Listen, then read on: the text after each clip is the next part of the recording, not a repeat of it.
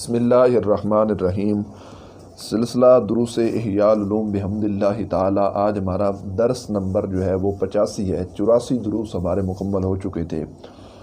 سحری کا بیان کے بعد افطاری کے فضائل و برکات اور اس میں کچھ مسائل ذکر کریں گے۔ اللہ تعالی عمل کی توفیق عطا فرمائے۔ مشکات شریف کی حدیث سے پاک ہے، حضور نبی پاک صلی اللہ علیہ وآلہ وبارک وسلم کے عظیم صحابی حضرت سیدنا ابو ہریرہ رضی اللہ تعالی عنہ اس کے راوی ہیں۔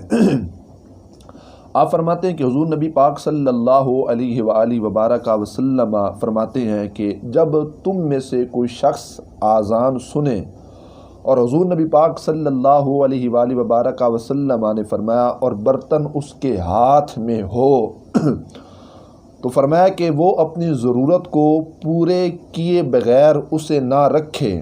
مطلب یہ ہے کہ اگر ہاتھ میں برتن ہو تو اس کی ضرورت کیے بغیر اس کو نہ رکھے۔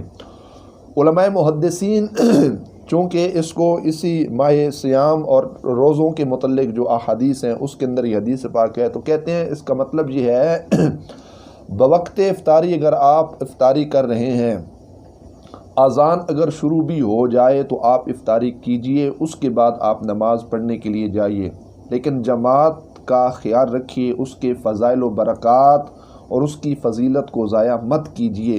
جماعت کا انتظام و اہتمام اور اس میں شمولیت صف اول کے اندر اور تکبیر اولیٰ کے ساتھ اس کو یقینی بنایا جائے۔ تو اذان کے دوران آپ کھا پی سکتے ہیں، لیکن اس روایت کو سحری پر محمول کرنا یہ انتہائی قسم کی جہالت ہے۔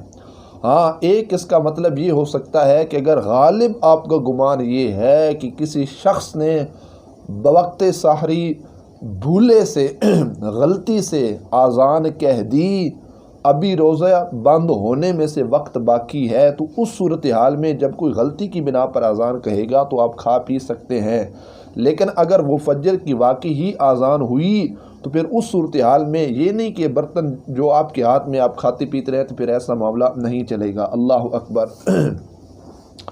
دوسری روایت، حضور نبی پاک صلی اللہ علیہ وآلہ وبارک وسلم ارشاد فرماتے ہیں، اس کے راوی بھی سیدنا ابو ہریرہ رضی اللہ تعالی عنہ ہیں۔ سرکار فرماتے ہیں کہ اللہ کریم جل جلالہ فرماتا ہے، میرے بندوں میں سے مجھے بہت پیارے وہ ہیں جو افطار میں جلدی کرتے ہیں۔ اب یہ فرمان ہے حضور نبی پاک صلی اللہ علیہ وآلہ وبارک وسلم کا۔ سرکار فرماتے ہیں کہ اللہ فرماتا ہے، میرے بندوں میں سے مجھے بہت پیارے وہ لوگ ہیں جو افطار کے اندر جلدی کرنے والے ہیں۔ یہود و نصارہ و روافض جس طرح افطار میں تاخیر کرتے ہیں حد درجے کی، اللہ ان سے پیار نہیں کرتا، اللہ انہی سے پیار کرتا ہے جو کیا کرتے ہیں، افطار کے اندر جلدی کرنے والے ہوتے ہیں۔ الحمدللہ۔ اور یہ اہل سنت و جماعت کا بالخصوص ہم اہل ایمان کا خاصہ ہے کہ ہم افطار میں کیا کرتے ہیں، جلدی کرتے ہیں بنسبت باقی مذاہب اور باقی فرقوں کے۔ پھر یہ بھی بات ہے، علماء محدثین نے لکھا کہ افطار میں جلدی کرنا یہ سنت رسول صلی اللہ علیہ وسلم بھی ہے، سنت انبیاء کرام علیہم السلام بھی ہے، سنت اصحاب رسول صلی اللہ علیہ وسلم بھی ہے، اور افطار میں جلدی پر اللہ کریم جل جلالہ کی رحمتیں جو ہیں وہ ہمارے شامل حال ہوتی ہیں۔ اللہ اکبر۔ حضرت سلمان ابن عامر سے روایت ہے، وہ فرماتے ہیں کہ حضور نبی پاک صلی اللہ علیہ وآلہ وبارک وسلم نے کہ جب تم میں سے کوئی روزہ افطار کرنے لگے تو چھوارے سے کیا کرے، افطار کرے، کیونکہ یہ اس کے اندر کیا ہے، برکت ہے۔ اللہ، کھجور سے روزہ افطار کرنا، اس سے روزہ چھوڑنا، اس کے اندر ہمارے لیے برکت کو رکھا گیا ہے۔ پس اگر وہ میسر نہ ہو تو پانی سے روزہ افطار کرے، کیونکہ پانی جو ہوتا ہے وہ پاک کرنے والا ہوتا ہے۔ سوال ذہن میں یہ آیا ہے کہ میٹھی چیز سے اس کا آغاز اور پھر پانی سے اس کا آغاز ہی کیوں کیا جاتا ہے؟ حالانکہ بقیہ چیزیں بھی تو ہیں، دیگر درجنوں کے حساب سے ایسی اشیاء ہیں جن کو ہم بڑے شوق سے کھاتے ہیں، جس میں چاول بھی ہے، جس میں پکوڑے بھی ہیں، جس میں اور بھی لذیذہ موجودہ صورتحال میں ڈشز ہیں جس کو ہم پسند کرتے ہیں، لیکن یہ کھجور سے اور پانی سے بار بار ترغیب کیوں دلائی گئی اور بار بار احادیث میں اس کو کیوں فرمایا گیا کہ انہی سے روزہ کیا کرو، افطار کرو؟ کہتے ہیں کہ سب سے بڑی وجہ یہ ہے کہ یہ سنت رسول عربی صلی اللہ علیہ وسلم ہے کہ حضور نبی پاک صلی اللہ علیہ وسلم کھجور سے روزہ افطار کیا کرتے تھے، اور صحابہ کی بھی یہ سنت ہے۔ کہتے ہیں نیز خالی پیٹ میٹھی چیز کا جو استعمال کرنا ہے وہ نظر کے لیے مفید ہے۔ کسی شخص کی اگر نظر کمزور ہو، وہ خالی پیٹ نہارے منہ اگر میٹھی چیز کا استعمال کرے گا تو اس کی نظر کے اندر اللہ کریم جل جلالہ طاقت تقویت عطا فرمائے گا۔ روزہ دار کے لیے بھی یہی ہے کہ سحری سے لے کر افطاری تک اس کا چونکہ پیٹ خالی ہوتا ہے، تو خالی پیٹ کے لحاظ سے اس کو یہ حکم دیا گیا کہ وہ کیا کرے کہ افطاری کا آغاز جو ہے وہ کھجور سے کرے، تاکہ اس کے جسم کے اندر اللہ پاک جل جلالہ طاقت عطا فرمائے۔ اسلام ہر مقام پر ہمارا فائدہ سوچتا ہے، ہر بات کے اندر کوئی نہ کوئی حکمت پوشیدہ ہوتی ہے جس کو انسان نہیں سمجھ سکتے۔ بہرحال یہ ایک چیز تھی تقویت کے لحاظ سے۔ اور دوسرا کہتے ہیں پانی کیوں کہا گیا؟ وجہ کہتے ہیں پانی پاک کرنے والا ہے، فرمایا ایسے ہی پانی دل و دماغ کو بھی پاک و صاف کرنے والا ہوتا ہے۔ اور یہ بھی کہا گیا کہ پانی کے اندر جو ہے نا حرام ہونے کا احتمال بہت کم ہوتا ہے بنسبت بقیہ چیزوں کے، اور کہتے ہیں اس واسطے آغاز اس سے کرایا گیا تاکہ صحیح معنوں کے اندر جو یقینی طور پر چیز حلال ہے، پانی کے شک و شبہ بہت کم ہوتا ہے کہ اس کے اندر کوئی حرام ملا ہوا ہوگا، تو اس لیے خالصتاً حلال چیز سے روزہ افطار کرانے کا اللہ کے محبوب صلی اللہ علیہ وآلہ وبارک وسلم نے حکم ارشاد فرمایا، لیکن یہ حکم اور امر استحبابی ہے نہ کہ وجوبی۔ اللہ اکبر۔ پھر روایت حضرت انس سے فرماتے ہیں کہ حضور نبی پاک صلی اللہ علیہ وآلہ وبارک وسلم نماز سے پہلے چند کھجوریں تناول فرما لیا کرتے تھے، اگر تارک کھجوریں نہ ہوتی تو خشک چھواروں پر، اللہ اکبر، اگر چھوارے بھی نہ ہوتے تو چند گھونٹ پانی پی لیتے اور اس سے سرکار مدینہ صلی اللہ علیہ وسلم روزہ افطار کرا لیتے۔ اللہ اکبر۔ مستحب یہ ہے کہ کھجور کا جو تعلق ہے وہ طاق کے ساتھ ہونا چاہیے، یا 3 ہو یا 5 7 9 اس انداز کے ساتھ۔ اور اس سے دوسری یہ بات حدیث میں جو آیا ہے کہ حضور نبی پاک علیہ الصلوۃ والسلام نماز سے پہلے قبل ان یصلی کے الفاظ موجود ہیں کہ سرکار نماز سے پہلے، مطلب یہ بھی بات ثابت ہوگی کہ نبی پاک علیہ الصلوۃ والسلام نماز سے قبل جب افطاری کا وقت ہوتا تو اس وقت روزہ افطار فرما لیتے۔ اور روایت حضرت زید بن خالد سے فرماتے ہیں کہ فرمایا رسول اللہ صلی اللہ علیہ وسلم نے جو روزے دار کو افطار کرائے یا غازی کو سما دے تو اسے انہی کی طرح ثواب ہے۔ غازی کو سامان دینا، اسباب دینا، اور ایک طرف دوسری طرف روزہ دار کو روزہ افطار کرانا، دونوں کو ایک جیسا ثواب ملے گا۔ قرآن پہ کہتا ہے نا وَتَعَاوَنُوا عَلَى الْبِرِّ وَالتَّقْوَىٰ، نیکی اور پرہیزگاری میں ایک دوسرے کی مدد کرو۔ کہتے ہیں چونکہ روزہ دار جو ہوتا ہے وہ بھی شیطان سے کیا کرتا ہے؟ جہاد کرتا ہے، تو یہ بھی اس غازی کی طرح ہے، تو اس لیے اس کو اس کے ساتھ تعبیر کیا گیا۔ لیکن جو شخص روزہ نہیں رکھتا اور کسی کو روزہ افطار کرا دے تو یہ جو حدیث میں کہا اس کو اس کی مثل ثواب ملے گا، تو اس کا ہرگز مطلب یہ نہیں ہے کہ اس نے اگر روزہ نہیں رکھا تو روزہ افطار کرانے پر اس کا وہ روزہ معاف ہو جائے گا، ایسا ہرگز معاملہ نہیں، بلکہ وہ جو شخص جان بوجھ کر روزہ نہیں رکھتا اس پر وہ روزہ قرض ہے، بعد میں جا کر اس کو قضا کرے گا، نہیں کرے گا تو گناہگار ہوگا۔ روزہ نہ رکھ کر لاکھ بندے کو بھی آپ افطاریاں کرا لیں اور یہ تصور کر لیں کہ میرا وہ روزہ جو میں نے نہیں رکھا وہ معاف ہو جائے گا، تو یہ غلط فہمی ہے۔ افطاری کرانے سے روزہ نہ رکھنا معاف نہیں ہوتا بلکہ اس کو بعد میں رکھنا ہوتا ہے۔ روایت حضرت ابن عمر رضی اللہ تعالیٰ عنہ سے کہ فرمایا نبی پاک صلی اللہ علیہ وآلہ وبارک وسلم، وہ فرماتے ہیں کہ نبی پاک علیہ الصلوۃ والسلام کا طریقہ کیا تھا؟ جب روزہ افطار فرماتے تو سرکار فرماتے پیاس چلی گئی، رگیں تر ہو گئیں اور انشاءاللہ تعالی ثواب جو ہے وہ ثابت ہو گیا۔ یہ حضور نبی پاک علیہ الصلوۃ والسلام دعا فرماتے، اور پھر وہ معروف دعا جس کو سب لوگ پڑھتے ہیں وہ بھی نبی پاک صلی اللہ علیہ وآلہ وبارک وسلم پڑھتے تھے، وہ اللہم انی لاک صمت وعلی رزق کا افطار۔ تو یہ جو معروف و مشہور دعا جو اعلانات میں بھی ہم سنتے ہیں، کیلنڈرز وغیرہ پر، اشتہارات فلیکسز پر بھی موجود ہوتے ہیں، اس دعا کا بھی حدیث پاک کے اندر کیا ہے جی ثبوت ملتا ہے۔ اللہ اکبر۔ پھر افطار ایک کرنا ہے کہ وہ کن چیزوں سے کرنا، پھر دوسرا ہے افطار کرانا، اس پر کیا ثواب ہے۔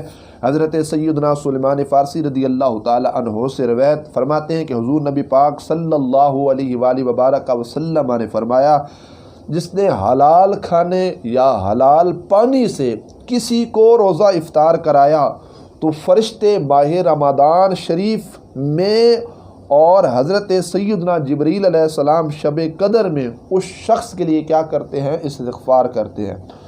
اب یہ عمل دیکھیں کتنا پیارا عمل ہے کہ اللہ کریم جل جلالہ نے توفیق بھی بخشی ہے، طاقت بھی استطاعت فرمائی ہو، تو چاہیے رمضان میں اڑوس پڑوس ائمہ مساجد، جو مساجد میں ائمہ رہتے ہیں، قراء حضرات رہتے ہیں، حفاظ ہیں، دینی طلباء ہیں بالخصوص، اور اس کے علاوہ اڑوس پڑوس میں یا گلی محلے میں کسی نہ کسی شخص کو روزہ افطار کرایا جائے۔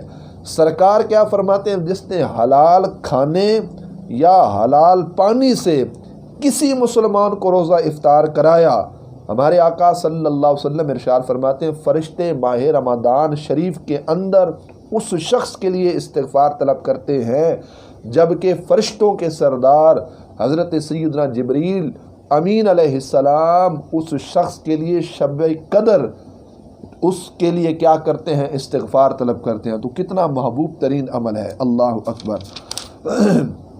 پھر ایک روایت میں ہے کہ جو حلال کمائی سے رمضان میں روزہ افطار کروائے، رمضان کی تمام راتوں میں فرشتے کیا کرتے ہیں، اس پر درود بھیجتے ہیں، اور شب قدر حضرت سیدنا جبریل علیہ السلام اس سے مصافحہ سلام فرماتے ہیں، جس سے جبریل مصافحہ کر لیں اس کی آنکھیں خوف خدا سے اشکبار ہو جاتی ہیں، اور اس کا جو دل ہوتا ہے وہ نرم ہو جاتا ہے۔ اللہ اکبر۔ ایک روایت میں ہے کہ جو روزہ دار کو پانی پلائے گا، اللہ کریم جل جلالہ اس سے میرے حوض سے پانی پلائے گا۔ یہ سرکار فرماتے ہیں، جس نے روزہ دار کو پانی پلایا، اللہ اس کو میرے حوض سے پانی پلائے گا، جنت میں داخل ہونے تک وہ شخص پیاسا نہ ہوگا۔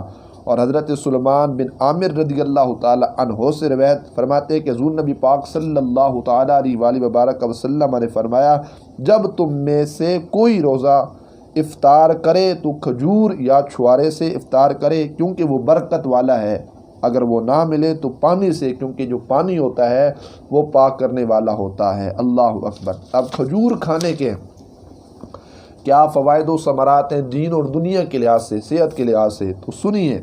حضرت عقائد عالم صلی اللہ علیہ وآلہ وبارک وسلم نے ارشاد فرمایا، کھجور کی اقسام میں سب سے اچھی قسم عجوہ کھجور ہے۔ حضور نبی پاک صلی اللہ علیہ وآلہ وبارک وسلم نے ارشاد فرمایا، عجوہ جو کھجور ہے وہ جنت میں ہے، اس میں زہر سے شفا رکھی گئی ہے۔ اللہ اکبر، کتنی فضیلت۔ اور بخاری شریف کے اندر حدیث پاک ہے کہ جس نے نہارے منہ، مطلب صبح سویرے جب اس کا پیٹ خالی ہو، جس نے عجوہ کھجور کے 7 دانے کھا لیے، اس دن اسے جادو اور زہر کوئی نقصان نہ دے گا۔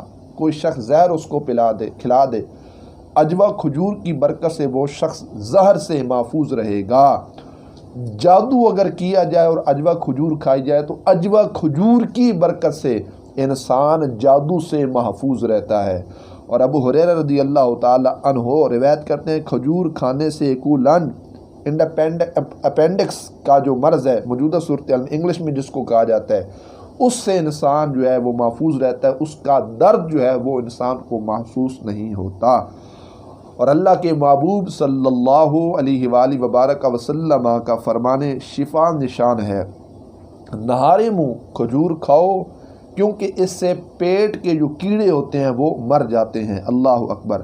اور فرمایا کہ یہ بھی اس طرح کی اقوال میں سے ایک قول یہ نقل کیا گیا ہے، سیدی محمد احمد ذاہبی رحمتہ تعالی علیہ فرماتے ہیں کہ حاملہ کو کھجوریں کھلانے سے انشاءاللہ تعالی لڑکا پیدا ہوگا۔ حاملہ اگر کوئی عورت ہے اس کو کھجوریں کھلانے سے انشاءاللہ تعالی اس کو لڑکا پیدا ہوگا اور خوبصورت پیدا ہوگا، نرم مزاج والا پیدا ہوگا۔ اب یہ بات کرنے والے کوئی عام شخصیت نہیں ہے، بہت بڑے عالم دین ہے۔ حضرت سیدی محمد احمد ذہبی رحمۃ اللہ تعالی علیہ فرماتے ہیں اگر حاملہ عورت کو کھجوریں کھلائی جائیں اللہ کی عطا سے اور اللہ کے فضل و کرم سے انشاءاللہ اس کو لڑکا پیدا ہوگا، اللہ اس کو بیٹا عطا فرمائے گا، اور پھر اس بیٹے کے مزاج کے اندر نرمی بھی ہوگی، حلم والا بھی ہوگا، خوبصورت بھی ہوگا۔ یہ کھجور کھانے کی برکت سے اللہ بیٹا بھی عطا فرمائے گا اور بیٹے کو اللہ حسن و کمال بھی عطا فرمائے گا۔ جو فاقہ کی وجہ سے کمزور ہو گیا اس کے لیے کھجور انتہائی مفید ہے، انسان کو یہ تقویت دیتی ہے کیونکہ یہ غذائیت سے بھرپور ہے، اس کے کھانے سے جلد جو ہے وہ توانائی بحال ہو جاتی ہے، لہٰذا کھجور سے افطار کرنے میں یہ بھی کیا حکمت عملی ہے۔ اللہ اکبر۔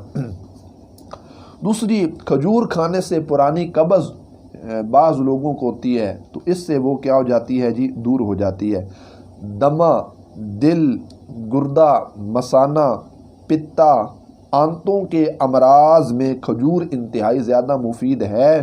یہ بلغم کو خارج کرتی ہے، منہ کی خشکی کو دور کرتی ہے، قوت بہ بڑھاتی ہے اور پیشاب آور ہے۔ یہ تمام ہر انسان کو اس طرح کا کوئی نہ کوئی مسئلہ رہتا ہے۔ تو بہرحال دمہ، دل، گردہ، مثانہ، پتا اور آنتوں کو امراض کے لحاظ سے بھی کھجور کیا زیادہ مفید ہے۔ دل کی بیماری اور کالا موتیا کے لیے کہتے ہیں کھجور کی گٹلی سمیت کوٹ کر کھانا یہ انتہائی مفید ہے، اس سے دل کی بیماریاں جو ہے وہ دور ہوتی ہیں اور اللہ دل کو بھی تقویت اور انشاءاللہ نور عطا فرمائے گا۔ کھجور کو بھگو کر اس کا پانی پی لینے سے جگر کی بیماریاں دور ہو جاتی ہیں۔ کھجور کو بھگو کر اس کا پانی استعمال کرنے سے جگر کی جو بیماری ہے وہ کیا ہو جاتی ہے جی، دور ہو جاتی ہے۔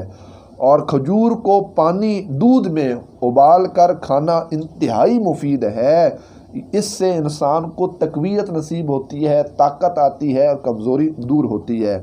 کھجور کھانے سے زخم جو ہوتا ہے وہ جلد بھر جاتا ہے۔ یرکان یعنی پیلیا یرکان، کھجور کھانے سے انشاءاللہ یرکان بھی دور ہوگا۔ اور کھجور کی گٹلیوں کو آگ میں جلا کر اس کا منجن بنا لیں، یہ دانتوں کو چمکدار بنانے اور منہ کی بدبو کو دور کرنے کے لحاظ سے انتہائی مفید ہے۔